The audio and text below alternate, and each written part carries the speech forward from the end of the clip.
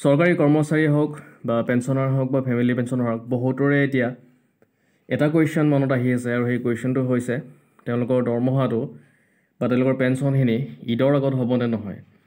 যিহেতু আপোনালোকে গম পায় ইছলাম ধৰ্মাৱলম্বী লোকসকলৰ পবিত্ৰ তেওঁলোকৰ যি ঈদ আহি আছে, এই ঈদৰ তেওঁলোকৰ বজাৰ পাতিয়ে হওক বা অন্যান্য ঈদৰ খৰচেই হওক সেইখিনি তেওঁলোকে নিৰ্ভৰ কৰিবলগীয়া হয়। বহুতে যে তেওঁলোকৰ চেলাৰীটোৰ কাৰণে নিৰ্ভৰ কৰিবলগীয়া হয়।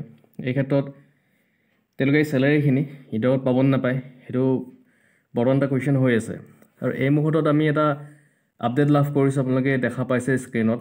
আৰু এতিয়া আপোনালোকে স্ক্ৰীনত এটা WT মেছেজ দেখিছে আৰু এই WT মেছেজটি আপোনাৰ প্ৰকাশিত হৈছিলে 25/3/2025 তাৰিখে আৰু ক'ৰ পৰা আহিছে দেখিছে, ফাইনেন্স আছাম দিছপুৰৰ ফালৰ পৰা, আৰু পঠিয়াই দিছে অল ট্ৰেজাৰী অফিচাৰ্ছলৈকে পঠিয়াই দিছে। Treasury officers Dispur Kamrup metro' new Guwahati by hand. এতিয়া মেইন কথা ইয়াতে কি আছে আমি এইখিনি অকণমান চাবলৈ চেষ্টা কৰিম। ইয়াতে যিটো WT মেছেজ আছে সেই মেছেজত এটা কথাই লিখা আছে, যি বিল আছে মানে যিবিলাক পেণ্ডিং বিল আছে সেই বিলবিলাক কি কৈছে ইয়াতে 28/3/2025 এই তাৰিখৰ ভিতৰত ছাবমিশ্যন কৰাৰ কথা কৈছে অন 6 PM।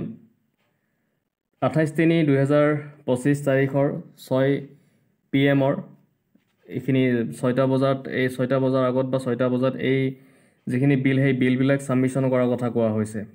আৰু সেই বিলবিলাক ডিছপ'জ কৰাৰ কাৰণে ডেডলাইন এটা বান্ধি দিয়া হৈছে, ষ্ট্ৰিক্টলি একদম কঠোৰভাৱে ডেডলাইন এটা বান্ধি দিছে। আৰু সেই ডেডলাইনটো দিছে আপোনাৰ ইয়াতে যদি চাই তলৰ ফালে 5 PM of 31st March 2025, অৰ্থাৎ 31 মাৰ্চ 2025 তাৰিখৰ 5 বজাৰ আগতে সেইবিলাক ডিছপ'জ কৰাৰ কথা কোৱা হৈছে।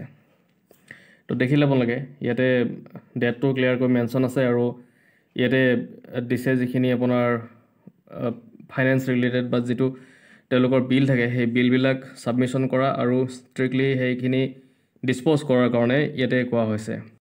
গতিকে এই যিটো WT মেছেজ আমি দেখিলোঁ, এই মেছেজটো চালে এনেকুৱা লাগিছে যে যিখিনি পেঞ্চন হওক বা ফেমিলি পেঞ্চন হওক বা চেলেৰি হওক ঈদৰ আগত সোমোৱাৰ এটা পচিবিলিটি আছে।